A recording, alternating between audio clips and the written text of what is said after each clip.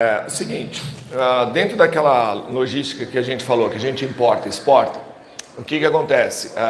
Tem muito petróleo que chega no Brasil. Ao chegar no Brasil, ele vai principalmente para o porto de São Sebastião. Quando você fala de desembarcar e embarcar petróleo, sempre pense, é um produto a granel, ou seja, não precisa de embalagem, ele é solto, e no caso o petróleo líquido, meio pastoso. Então você não precisa de cais de porto. O navio vai ficar parado lá no meio da Baía de São Sebastião, você enfia um canudinho lá, tira. A partir disso você transfere ele para um tonel, que depois vai ser transportado por oleodutos. Vem do Guarujá, na subida da serra, você vê aquelas tubulações. Aquelas tubulações. É claro que para facilitar o processo, deve ter muito petróleo que vai ser transportado junto com água.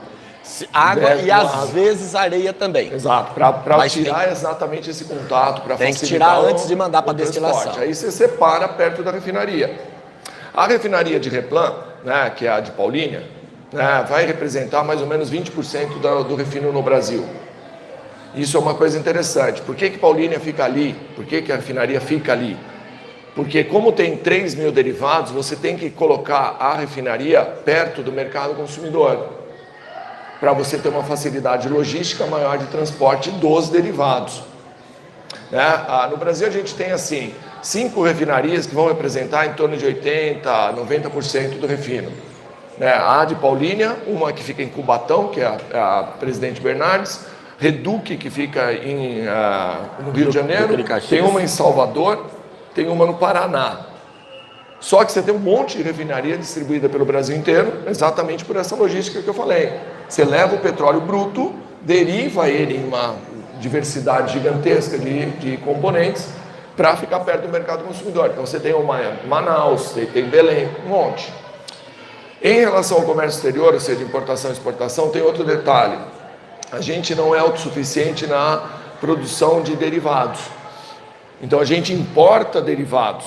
Independente de política, a Petrobras teve um direcionamento de investimento para quê? Para tentar atingir essa autossuficiência. Ou seja, muito do investimento da Petrobras foi na construção de refinarias. Infelizmente no Brasil o dinheiro que sai não é o dinheiro que chega. No meio do caminho tem um monte de mão que vai pegando o dinheiro. Essas refinarias, por exemplo, a que mais ficou famosa foi a refinaria de Pasadena, que compraram, só que superfaturada, tal. Tinha uma que estava sendo construída no Rio de Janeiro, que ia ser maior que Paulínia. Ia ser uma bitela, só que desvio de verba, está parada. Tem outra refinaria lá em Pernambuco. Então, se a gente concluísse essas refinarias, a gente chegaria muito perto de ter autossuficiência em produtos refinados. É aí que entra a confusão, né? Aí é aquele negócio. A imposição. Aí rola muita coisa envolvida no assunto, certo? Outra coisa interessante, pessoal, não sei se vocês lembram dessa aula.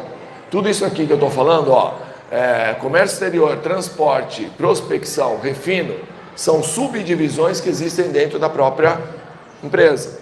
Como a Petrobras é gigantesca, você acaba fragmentando a empresa em subempresas, que a gente falou aqui, é chamada autarquia.